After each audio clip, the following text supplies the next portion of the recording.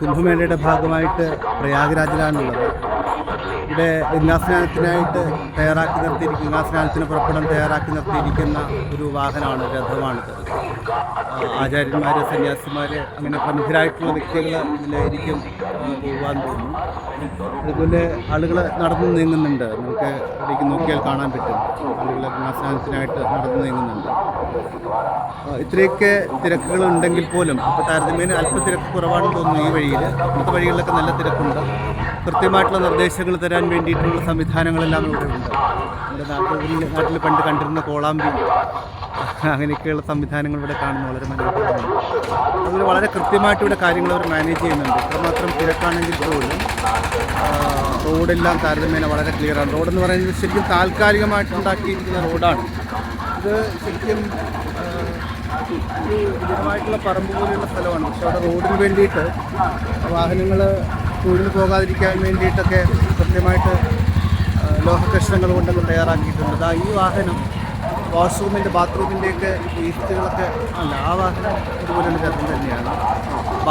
ബാത്റൂമുകളെല്ലാം temporary തന്നെയാണ്. ചെറിയ കാര്യങ്ങളായിട്ട് ഉണ്ടാക്കിയിരിക്കുന്നത് ടെമ്പററിയാണ്. അപ്പോൾ അതിൽ നിന്നൊക്കെയുള്ള വേസ്റ്റുകൾ എടുക്കാൻ വേണ്ടിയിട്ടുള്ള വാഹനങ്ങൾ വരാറുണ്ട്. ആ മുന്നിൽ കാണുന്നതെല്ലാം ടെൻറ്റുകളാണ്. ആളുകൾക്ക് താമസിക്കാൻ വേണ്ടിയിട്ട് താൽക്കാലികമായിട്ടുണ്ടാക്കിയ ടെൻറ്റുകളാണ്.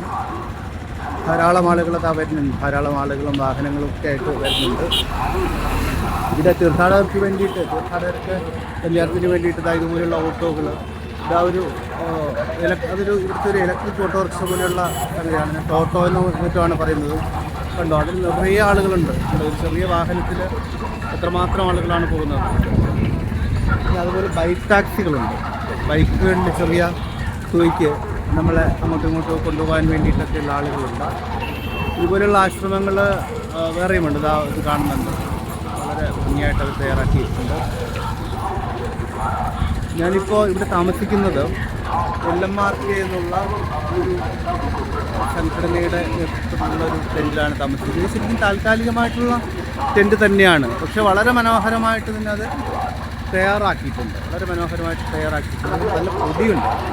അപ്പോൾ പിന്നെ വാഹനങ്ങൾ കുറവായതുകൊണ്ട് പൊടി അല്പം ശമനമുണ്ട്, പൊടിയുണ്ട്.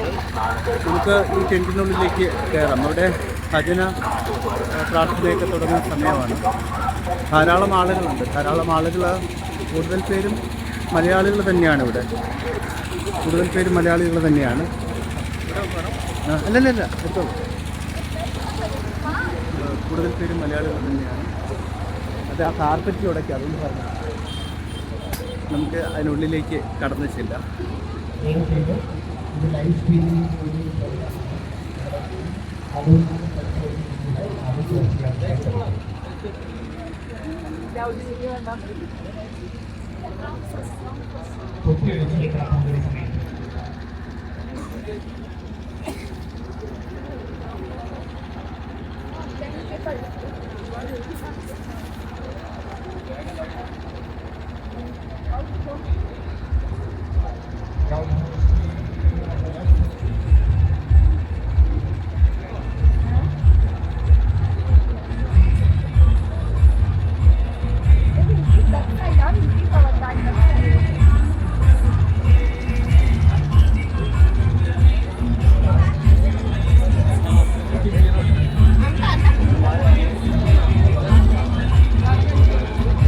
കൂടുതൽ വാർത്തകളും വിശേഷങ്ങളുമായിട്ട് നമുക്ക് മറ്റൊരു വീഡിയോയിൽ വീണ്ടും കാണാം. Thank you.